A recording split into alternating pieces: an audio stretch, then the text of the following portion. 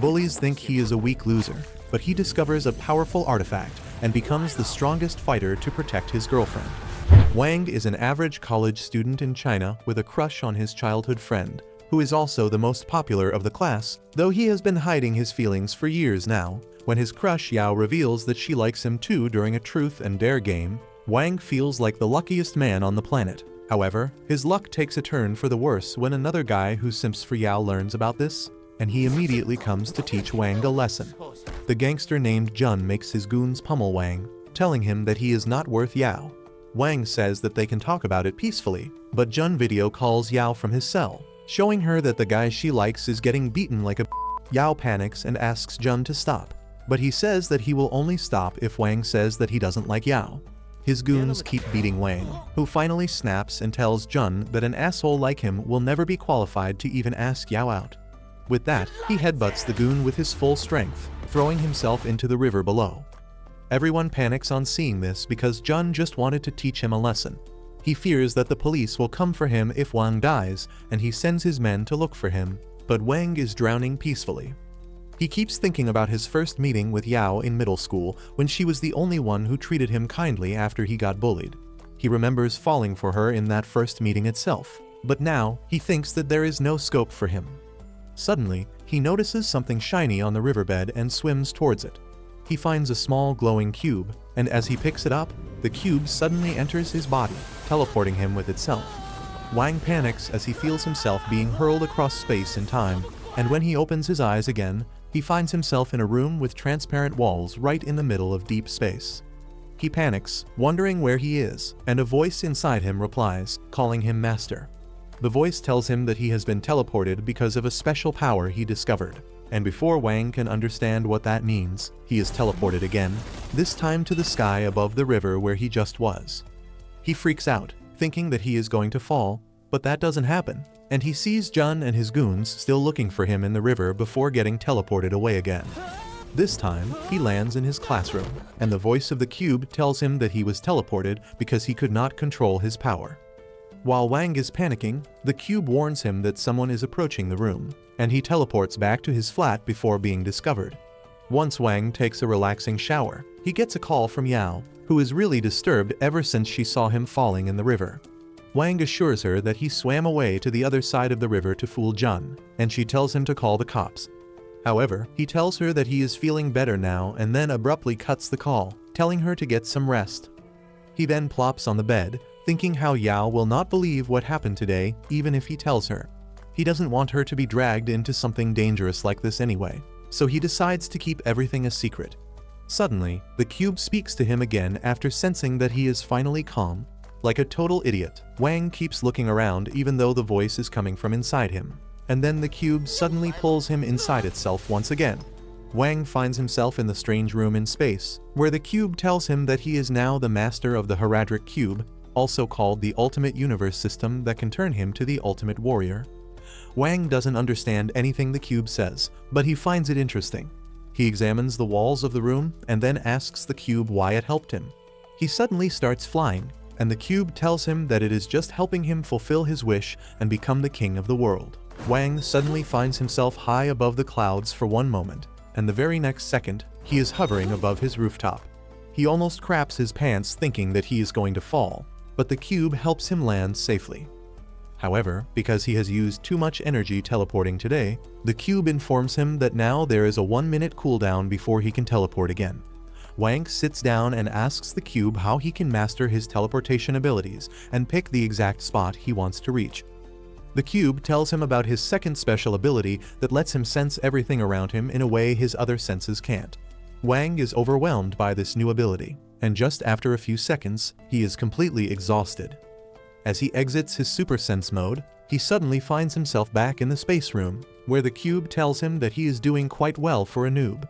Wang is glad to hear that, but then he feels a sharp pain in his heart, and he immediately falls unconscious, gripping his chest. The next morning, he wakes up back in his room, with the cube next to him.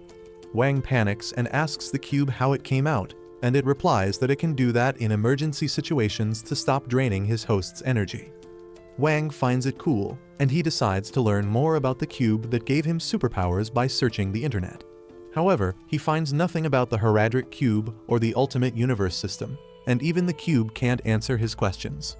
As Wang is sighing about not finding anything, he gets a text from Yao, inviting him for lunch. He is overjoyed to read it, but then he remembers Jun and his goons. Wang swears that he won't let them harass him or Yao again and asks the cube if there is any way for him to get stronger so that he doesn't pass out after using his powers so quickly.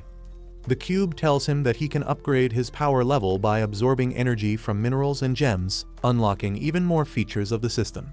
Wang gets excited on hearing this, but since he is a broke bitch, he asks the cube if he can use the regular stones on the roadside because they are minerals as well. The cube tells him that while all stones can give him a little bit of energy, if he wants to grow quickly, he needs to feed it specific gems. The cube begins scanning his apartment and tells him about the crystal in the showcase and his mother's synthetic diamond ring, but Wang shuts it down because his parents value them a lot. However, the cube tells him that they don't have any energy, and instead of them, it has found another gemstone in the garden downstairs that can really help him. Wang immediately gets ready to dig out the gemstone and teleports outside. He again asks the cube why it is helping him, and the cube replies that it will fulfill his wish to become the king of the world. Wang replies that he has no such desires, and he just wants to keep Yao safe. The cube tells him that the world is not as simple as he thinks, and he needs to become undefeatable if he wants to protect his girl. But then Wang tells it to cut the crap and just tell him about the gemstone's location. The cube tells him to use his super sense, and using it, Wang is able to locate the gem near a tree. He digs it out soon, and the cube tells him to return to the space room, which is its true form, and feed it there. Wang immediately teleports to the space room, inserts the gem into the wall, and then suddenly, energy starts getting released from the walls. Wang feels the energy surging up inside his body, and the cube tells him that because he used a low-level gemstone, his strength has increased by 2 points and endurance by 1 point. The cube says that if Wang can use better gemstones, he can become even stronger. The next day, Wang wakes up tired after all the excitement from leveling up yesterday. He realizes that he is late for class and makes a run for it. There, he finds that Yao is furious at him for hanging up on her abruptly earlier. Wang's friends tell them to get a room already, but just then, John and his goon barge into the classroom. Yao is terrified now, but Wang assures her that he will handle everything. His way of handling everything is hiding behind his books, hoping that John and his goons will not find him. He still asks the cube if he can handle them if things go south, and the cube assures him that John and his lackeys have a power level of only 5, while his power level is 22. In the meantime, John begins searching for Wang when he doesn't answer, but then Yao suddenly gets up, telling him to leave them alone. John acts like he is not the bad guy and tells her to stop covering for Wang because he is a loser who needs a woman to shield him. Yao tells him to keep her man's name out of his freaking mouth, but then Wang suddenly gets up, telling her that Jun was right, and he should stand up for himself. He tells Jun to get lost, but the gangster grabs his collar to start a fight. However, Wang easily overpowers him, telling him that he will not be harmed if he retreats now. Jun is taken aback by Wang's strong grip when suddenly, the professor arrives in the lecture room and tells everyone to get back to their seats. Jun tells Wang to come to the college basketball court in the evening if he really doesn't want to get Yao involved in their fight. Wang takes that as a challenge, and he reaches the basketball court at the decided time only to find out that Jun has many more people with him today. The cube scans the court and finds that Wang has a 20% chance of winning, and he freaks out because he thought that the number would be higher than that. Jun orders his men to close the doors and then tells Wang that he will forgive him if he apologizes for yesterday and then promises never to see Yao again. Wang just scoffs, saying that he never expected a renowned gangster to be such a coward that he would need a whole soccer team to fight one guy. Jun gets pissed because Wang is playing mind games, but he also knows that if he backs down, he will lose the respect his lackeys have for him. Luckily, the best brawler in his gang steps up to give Wang the one-on-one he wants. Wang asks the cube about his stats and finds that his power level is 10. Wang thinks it will be easy, but he still decides to be cautious as he takes his stance. The bald guy picks up a basketball and yeets it at Wang with full strength and then immediately launches a flurry of punches. However, Wang dodges everything, and Baldy soon gets exhausted. He still keeps charging ahead as his friends encourage him, but then Wang grabs his leg and knocks him out with a solid jab to his jaw. After Wang throws him away, he turns to Jun and the rest of his gang, who are still in denial about their best brawler losing. Wang tells Jun that now it is his turn to fight, but Jun starts laughing, saying that he is not an idiot who will fight him alone. Wang realizes that he has to face everyone at once now, but the system tells him that his chances of victory have increased to 30% after taking down Bullied. As Jun's goons begin closing in on Wang, he realizes that he can only survive by fighting like hell. The goons attack him from all sides, but he keeps on dodging and fighting back until one of them attacks him from behind. Wang manages to dodge the first attack thanks to the cube's warning, but then another guy kicks him in the back, making him lose his balance. This makes Wang really furious, and he runs at the guy who ambushed him, hitting him with a future generation Ender 3000 and sending him flying. Jun realizes that it is going to be more troublesome than he thought, and he commands his men to attack again. This time, Wang uses his superior athletic skills to put some distance between the attackers and himself, and then begins targeting them one by one. However, since he is a noob when it comes to fighting, he gets caught unguarded again and endures a serious punch. The gangsters continue attacking him from all sides, but Wang eats their punches like a Chad and knocks them down with one hit each. He then grabs a guy by his leg and starts swinging him around before tossing him right at Jun, bashing his nose. By the time Jun gets up after the impact, Wang has finished all his lackeys, and now the gangster is on the verge of pissing his pants. However, Wang is also at his limit now, but despite the cube warning him about it, he keeps walking towards Jun to finish things. Jun screams at him to leave him alone when suddenly, the lights get turned on and another gang arrives there. They start clapping sarcastically for Jun and his gang, saying that they ganged up on one guy and still got their ass handed to them. Jun gets up and asks the rival gang leader Huan what the hell he is doing here, and he replies that he just came here to laugh at him. Huan begins insulting Jun, calling him a rookie who doesn't even deserve to be in a gang, let alone lead one. Suddenly, Wang chimes in on their conversation, telling Huan to get lost because he has unfinished business with Jun. He quickly realizes that he should not have done it because Huan takes offense to his statement. He sends his goons to teach Wang a lesson, and the cube tells him that there is no way he is winning this fight, so he better run. Wang takes the advice and begins running away, but only to execute the next step of his plan. Once he reaches the area with shadows, he uses his power to teleport right next to the electric switchboard, killing the lights. The gangsters are surprised by the lights suddenly going out, and then Wang suddenly teleports behind Huan. He doesn't give him the chance to even process what is happening as he hits him to the ground and then attacks his lackeys, who are still not completely adapted to the darkness. One member of the gang goes to turn the lights on, but by the time he does that, it is too late, as Wang has already finished Huan too. Jun is scared shitless now, but before Wang can come for him, the college authorities knock on the door because they have not taken permission to use the basketball court. Yao is with them too because she is certain that Wang is inside and he is getting his clapped by the gangsters. Inside, Wang finds Jun trying to sneak away, so he teleports in front of him. Jun begins banging his head on the floor as he apologizes for picking a fight with him, and Wang sees a chance to sort everything by using him as a scapegoat.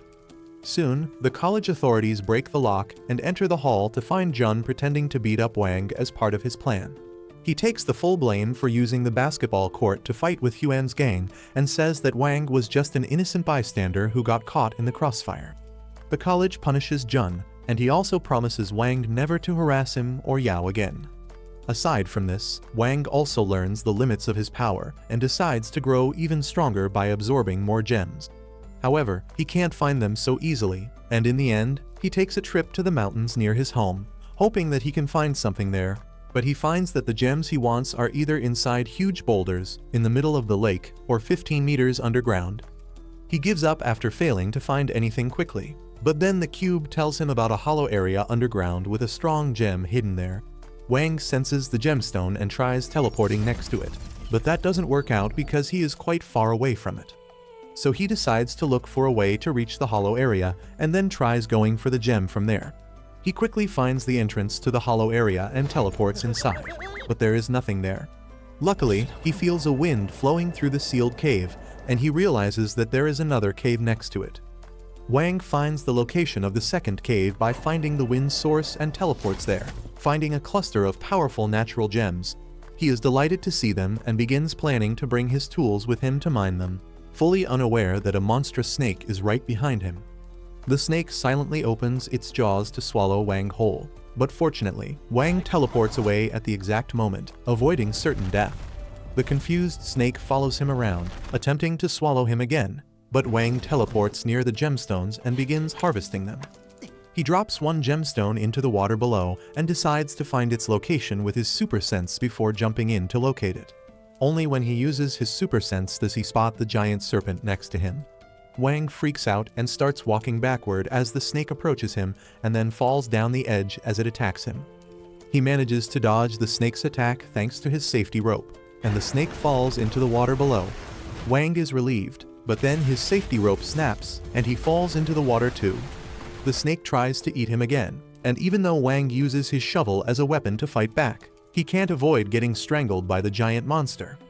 He tries to teleport away, but the cube tells him that right now, he will carry the snake along with him no matter where he teleports, and he can't carry him into the space room because it is beyond his abilities right now. Wang attacks the snake with his shovel to seriously injure it and frees himself, quickly teleporting to the space room. He then asks the cube to absorb all the gemstones he has collected immediately, but the cube informs him that he can synthesize the gemstones now. It explains that just like in most mobile games, Wang can combine 3 low-ranking gemstones to make a higher-ranking gemstone that can give him more stats and even bonus abilities. Wang immediately tells the cube to synthesize all of them, but he is greatly shocked and disappointed when he learns that it will take over 5 days to do that. The cube recommends that he merge 9 of the gems and use the remaining 2 directly, and Wang thinks that it will make him strong enough to win against the snake. He accepts the deal, absorbing the 2 stones and greatly increasing his stats. He teleports back to the cave, ready to face the snake with his newfound powers. Thanks to his improved speed, Wang manages to kill the giant snake with just a few hits, and that is really disappointing for him. He quickly gets over it, though, and begins looking for the gemstone he dropped in the river. He soon finds it and realizes that though it is on the same level as the rest of the gems, it appears much more beautiful, and he decides to use it for something else. On the other hand, Jun and Huan are drinking together after their defeat at Wang's hands. Both of them want revenge, but they know that they can't win against Wang even if they combine forces. However, Huan has an idea, and he tells Jun that they are going to contact someone much stronger than them for help. He takes the name of a seasoned gangster named Lao, and Jun freaks out because he doesn't think Lao would help them. However, Huan reveals that Lao had to leave the country earlier because of an influential man who is related to Yao, and if they play their cards right, they can get him to finish Wang for good. Unaware of this, Wang takes Yao on their first date after coming into a relationship. He tells her that he doesn't want her to be harassed, so he will protect her, and Yao tells him that she trusts him. The cube tells Wang that this is lying, but he doesn't mind it because he is also hiding his secret from her. They enjoy their date and after that sit down at a cafe, where Yao tries playing a guessing game with Wang, only to lose all her candies. She thinks something has changed and asks what he is hiding, so Wang gives her the refined gemstone he found in the river and makes her forget about everything else. The next day, as Wang is waiting for Yao so that they can go to college together, she doesn't pick up his calls. He patiently waits for her, but when he hears some strangers talking about an incident at a nearby apartment complex, he recognizes that Yao lives in the same place. He grows fearful for her and immediately runs towards her apartment, hoping that she is still fine. He finds a huge crowd there, watching the police as they barricade the area. Wang spots Yao's mother, who has broken down emotionally as she tells the officers that when she returned home from work, she found her apartment thrashed and Yao was missing. There was a single blood-stained doll hanging by the roof as a threat, and the woman feared that her daughter might be in serious danger. Wang is devastated on learning this, and as he wonders who could be behind it, he sees a nervous Jun trying to sneak away from the crowd. He immediately follows him, and Jun freaks out on seeing him. Wang asks him if he knows something about Yao's disappearance and then hits the wall with his elbow and cracks it to show Jun that he means business. The terrified Jun immediately folds and decides to reveal everything he knows to Wang. Meanwhile, Yao is in the secret hideout of the gangster named Lao, who is currently practicing his golf swings. However, he is using Huan's mouth to hold the golf ball as his punishment for trying to use him. After finishing his practice and seriously injuring Huan in the process, Lao turns to the bound and gagged Yao, telling her that since she has seen what happens when he is angry, she should cooperate with him. He then shows her the picture of a man named Jin and asks what her relation with him is. Yao says that she doesn't know anything about the guy, and Lao thinks she is lying because previously Jin went against an entire organization to protect her. He gets angry when Yao keeps insisting that she doesn't know the man and is almost about to hit her when his butler tells him to stop. The butler says that Yao may not know about Jin, but Jin knows about her, and if he really cares for her, he should have shown up to rescue her by now. Lao replies that Jin is going to show up soon, and he has hired lots of powerful martial arts masters to defeat him. However, the butler reminds him that they don't even know how powerful Jin truly is, and the masters may not be able to defeat him. He adds that while they may not be able to do anything about Jin, they can use Yao as a hostage to make him surrender, but that only works if she is alive and well. If she dies, Jin will explode with rage and grief, and then there will be no one that can stop him from getting revenge. The butler tells Lao that he should spare Yao for now, and he agrees with the wise old man's advice. He leaves the room, and the butler tapes up Yao's mouth, telling her to become more cooperative because he won't be able to stop Lao next time, and that would not be good for any of them.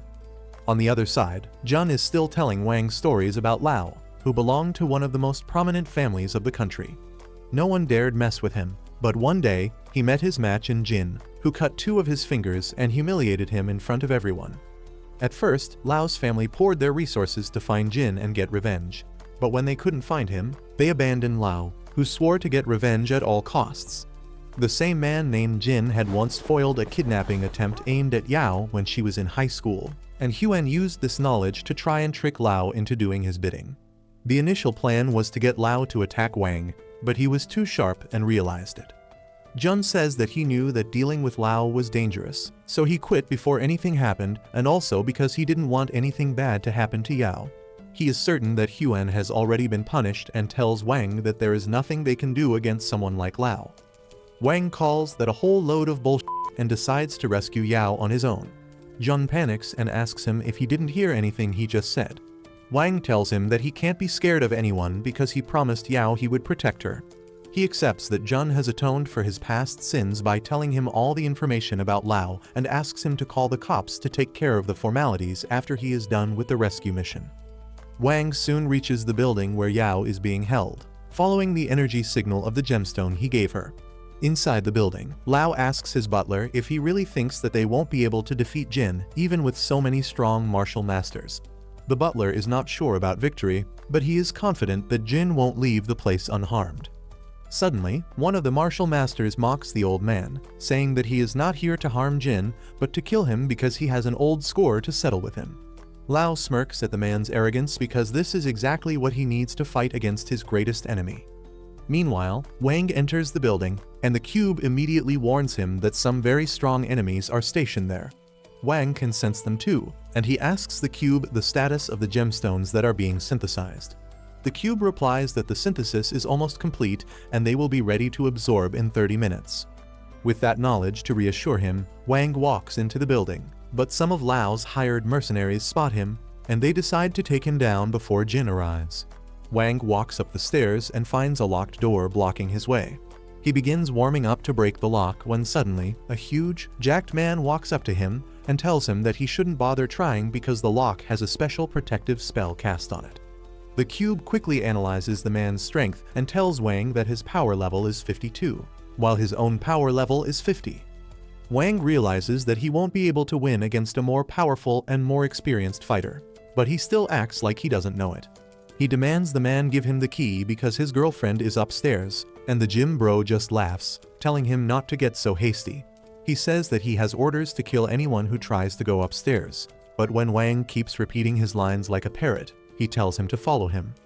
Meanwhile, on the top floor, Yao is sitting tensely in a dark room.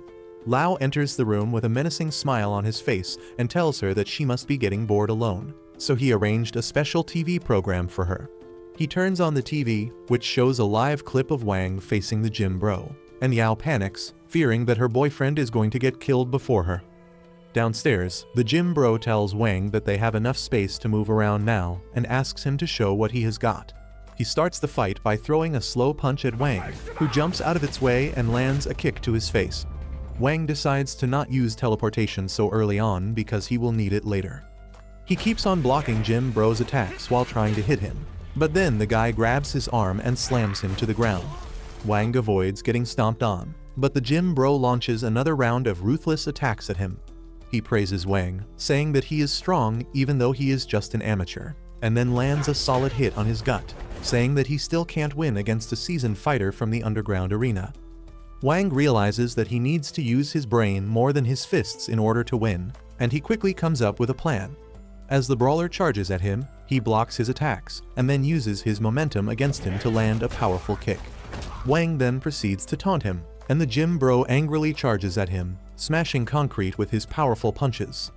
He tells Wang that he hits like a but then Wang suddenly says, "Parry this, you filthy casual," as he summons a hammer out of his space room and hits Gym Bro in the head with it. The big guy is knocked out just by one hit, dropping the key to the gate. Wang is proud of his dirty little trick, and he uses the key to get past the gate. He runs upstairs to reach Yao quickly, but then the cube alerts him about an incoming attack. Thanks to that, Wang avoids a knife thrown at him, but then a man appears behind him and kicks him down. Wang somehow clings to the stairs, and the knife slinger comes there to tell him that he is really weak, and someone like him could not have defeated their boxer on the first floor. He points his knife at Wang, but then sees some potential in him, so he decides not to kill him immediately. He tells him to meet him upstairs and leaves, and Wang angrily chases after him. However, the man is not there anymore, and the cube informs Wang that his power level was 75.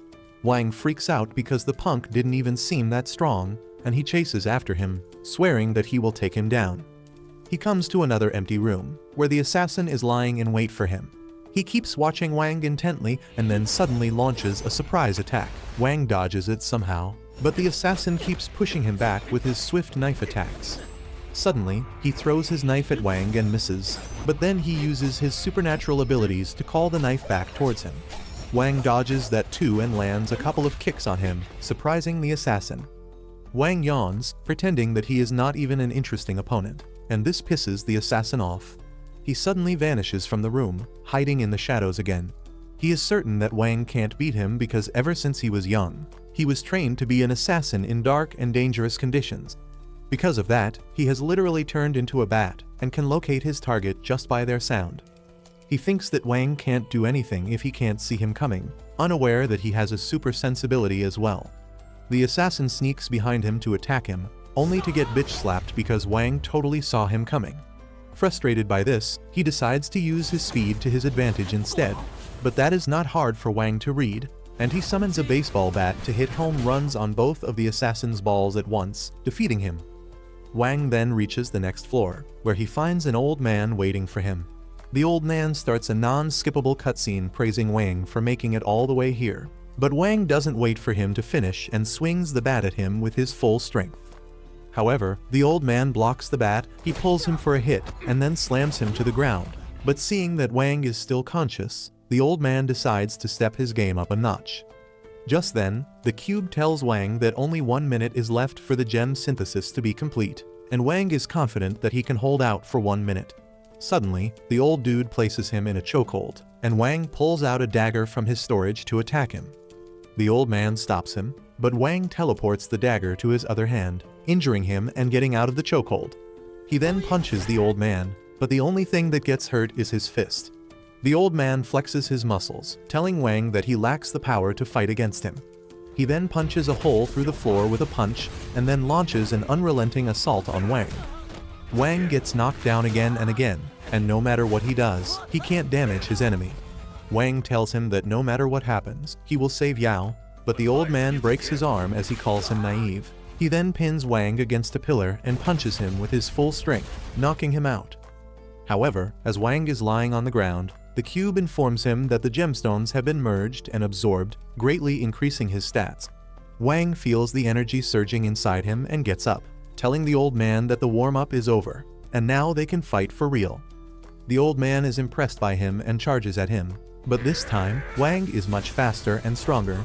He throws some rapid punches at the old man, who is unable to dodge them, but just as he is about to finish things off, he feels his skin cracking up as the energy makes its way out.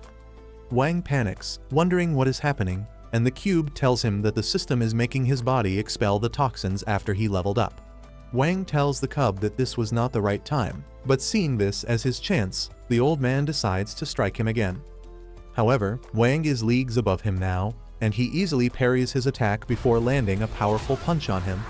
The old man can't believe that he is losing so badly, and then Wang punches him in the face, smashing him against the wall. With his next punch, he thoroughly defeats the old man and goes on to the next floor.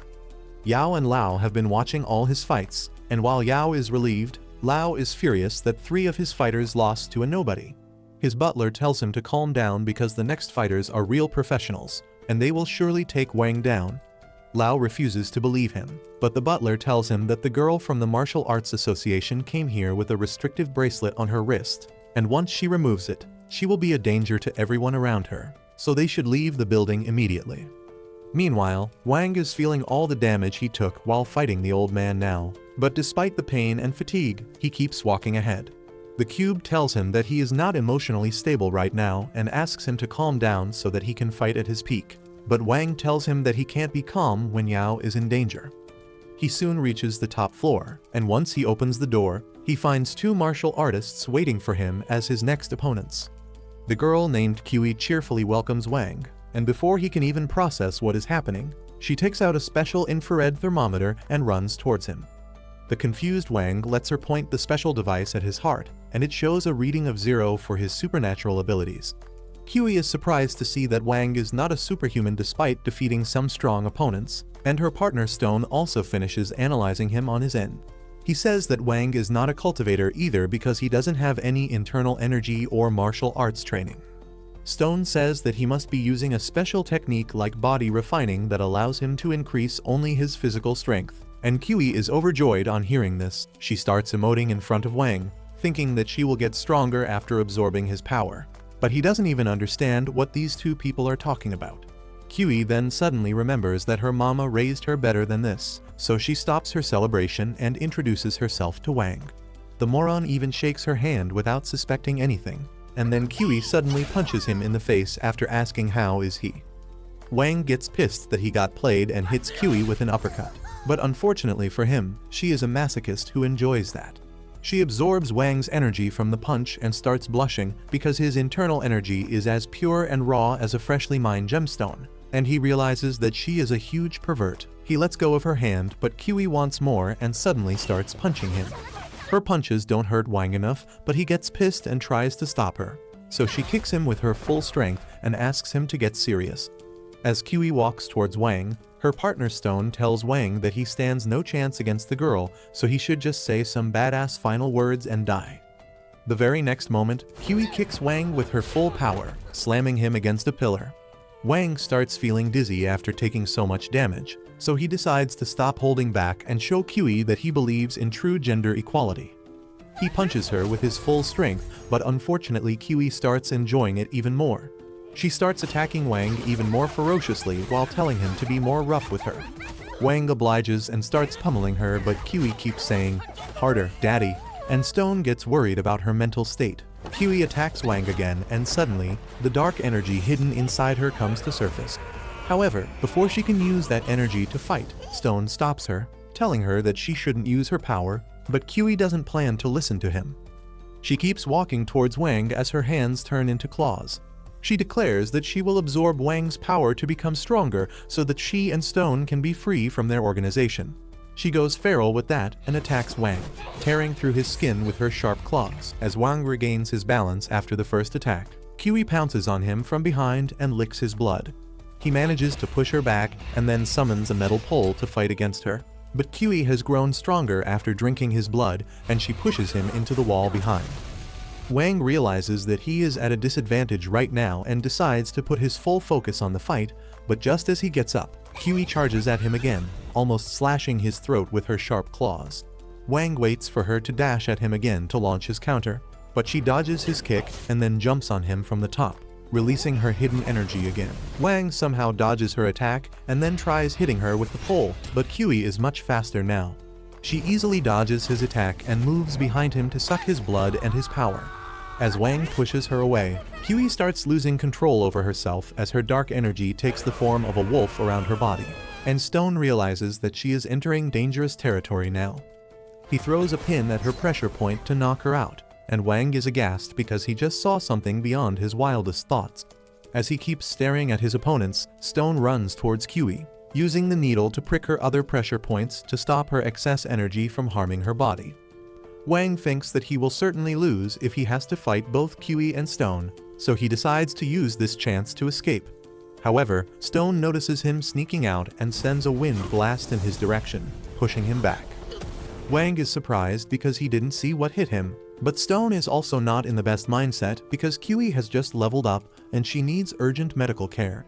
He decides to finish the fight quickly and throws a wind blade at Wang, but the cube alerts him about its direction and Wang is able to dodge it. Stone is shocked that Wang could dodge his invisible attack, and he grows more conscious about the fight when suddenly Kiwi starts groaning in pain. Stone immediately abandons the fight as he goes to stabilize his partner and then tells Wang to go on ahead and save his girl. Wang is surprised by this sudden change of heart and asks Stone if he admits defeat, telling him that he better not launch a sneak attack on his back later. Stone gets pissed at this because he can't fight while Kiwi is in this condition. But he can't also admit defeat because then his organization will not spare him.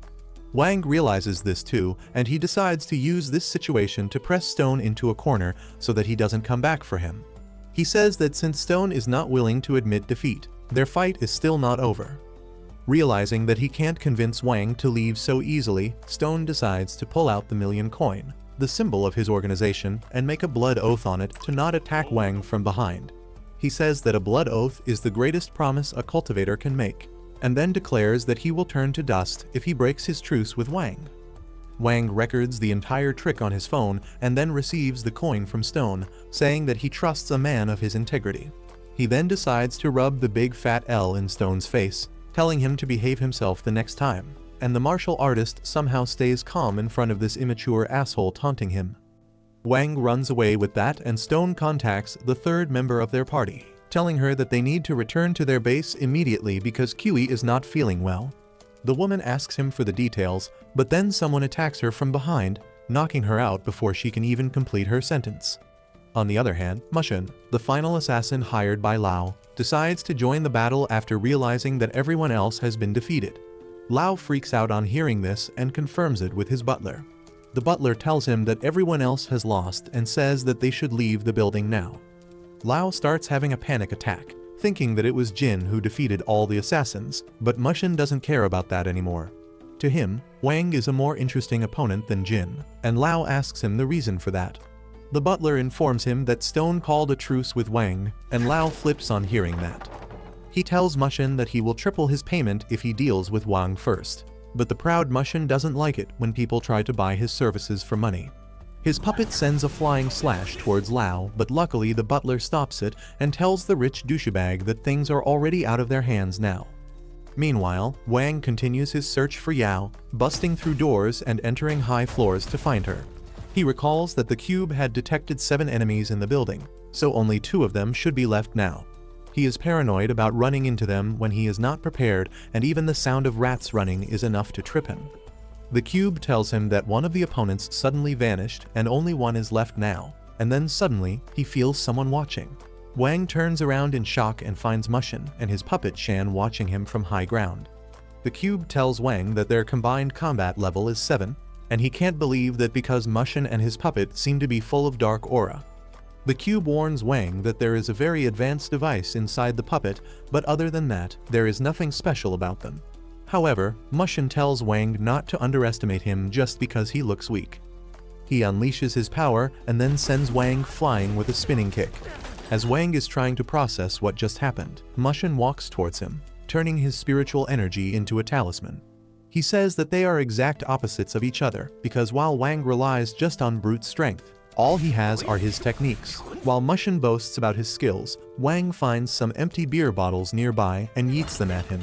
Mushin cuts through them with a talisman and using that as his chance, Wang rushes at him. However, Mushin dodges his attack and lands a kick on him again. Wang keeps up his relentless attack, but Mushin is more skilled than him and manages to push him back easily. However, Wang kicks up some dust in his eyes, temporarily blinding him and then blitzing him with his fast attacks. Mushin somehow survives the flurry of attacks as a small glistening bottle drops from his shirt.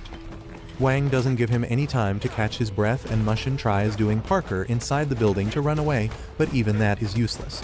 Wang keeps him busy with his punches and kicks and breaks the bottle of eye drops that Mushin was trying to use. However, after a few seconds of being on the back foot, Mushin regains his flow and sticks a talisman on Wang's chest before punching him away. It is his turn to go on the offensive now, and he punches Wang through a wall and then sends his puppet after him. Wang is taken aback by the puppet that moves as fast as the Flash and then bombards him with spirit energy bullets. Wang takes some hits from the spirit Gatling gun, but he quickly controls the situation by dodging and parrying the bullets. He then dashes straight at the puppet and punches it with his full strength, but while Wang's full attention was on the puppet, Mushin had already reached behind him. Mushin leaps at Wang to deliver a full-powered Superman punch, but Wang is ready for that too. They both exchange hits, and after the dust settles, Wang sprays blood from his mouth in a full 360-degree angle. Mushin laughs, confident that he won, but then he notices that Wang has grabbed his hair. Mushin panics and starts screaming like as he tries to free his hair, which he devotes 2 hours to every day. But it is Wang's turn to act like a pervert now. Mushin tries to slap him, but only his hands get injured in doing that, and then Wang spits on his hand before absolutely smacking out of him. However, his confidence soon fades as he realizes that Mushin was only as strong as a normal human, and his full power punch must have booked him a one-way ticket to the Kingdom Come. However, Mushin is still alive despite the serious injuries and a bald spot in his head, and he gets up as a talisman around his body shatters. Wang is stunned to see this, and Mushin tells him that he is not going to be defeated by just one punch. He decides to unleash his full strength, with his hair turning white and a dark aura releasing from his body. Wang doesn't even get the time to process what is happening as Mushin dashes towards him at great speed and absolutely blitzes him with his moves. He also places some talismans on Wang's body and then almost hits him out of the building before picking up his puppet and bombarding him with the spirit bullets again. Wang somehow dodges all the bullets and then catches the puppet, but Mushin entangles him with the string and swings him around the building before slamming him into a wall. Wang tries to get back on his feet to fight, but Mushin activates his talisman that makes his hand too heavy to even lift, and then nukes him with a special talisman. Mushin is confident that he won this time, but as the flames subside, he is left aghast as he sees that Wang blocked his attack with a freaking shovel. Mushin decides to go all out and sends his puppet to deliver a disastrous attack, but Wang is ready for it this time. He channels all his energy into his body and then uses the teleportation skill at the right time to hit the puppet with the shovel, destroying it.